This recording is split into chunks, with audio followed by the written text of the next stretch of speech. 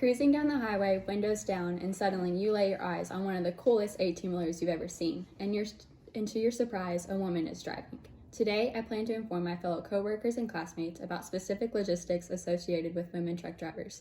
My incentive for this speech stems from watching my family grow their trucking company throughout the years and expanding my knowledge on what women employees experience.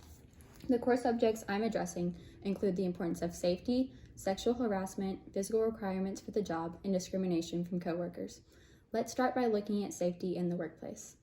The safety of employees is employers' number one focus, and places like truck stops account for the most threatening environments on the road. The first topic of discussion includes how dangerous truck stops are, especially for women. The workplace violence, examining interpersonal and impersonal violence among truck drivers, published by the University of Denver on July 1st, 2019, states that a lot of women drivers are more at risk than men and can be taken advantage of more often. The fact that women need to stop more often and take restroom breaks at truck stops increases their chances of violence, according to the academic article published by the University of Denver. Following the study on female truck drivers, the University of Denver found that 52% of female drivers requested training on self-defense. However, in an article, Female Commercial Drivers in the Transportation Industry, published by Tracy Bernard, Linda Buick, and Wendy Young in 2000, a study led by AS Foundation began to search for the best way to increase the job market for female truck drivers. AS Foundation found that 77.8% of female truck drivers thought that if we could improve the overall image of the occupation, it would increase the chances of more female truck drivers. They also found that if we would improve the safety of truck stops/rest areas, 59.3% said that more females would consider this occupation. The following primary subject matter includes sexual harassment. Sexual harassment can take place at any work environment at any time, but when you are in a field that is predominantly male coworkers, your chances increase. In a survey produced by Kim Riddle and published in Most Women Truck Drivers Experience Sexual Harassment by Vanessa Bukovic on July 30th, 2021, less than half of women truck drivers report that they had been sexually harassed while on the job, and 92% indicated that they had experienced at least one behavior issue associated with sexual harassment. The truth is that women don't speak up about sexual harassment, and that should never be the case when it comes to women's overall safety and well-being. Another emotion that comes with toxic and sexual harassment environment is that women truck drivers feel like outsiders. According to Most Women Truck Drivers experience sexual harassment because they are the minority.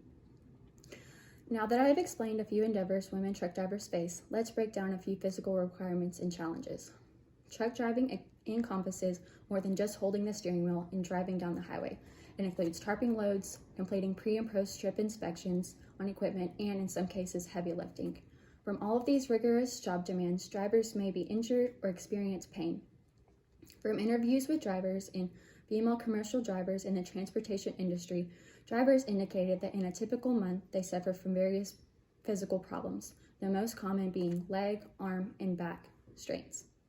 The equipment is so huge, if you are not careful, you can injure yourself quite easily.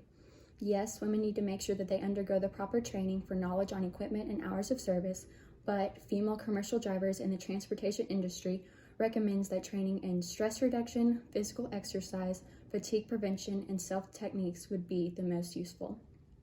On the opposite side of the equipment being dangerous, women are shown to be safer drivers than men. A senior investigations reporter, Rachel Premack, published an article through Insider named only 6% of truck drivers are women, but the data suggests that they are safer drivers who are less likely to quit their job. Rachel found a fleet management solutions company that female drivers get into fewer preventable accidents than men and generally drive more cautiously. They are also less likely to quit driving, which is particularly critical as turnover rates among truck drivers reach 95%. The final subject matter that we are going to discuss today is discrimination. In today's world, discrimination can be forced in many ways. It can be anything from stereotypes to unfair treatment because of race, gender, or simply beliefs.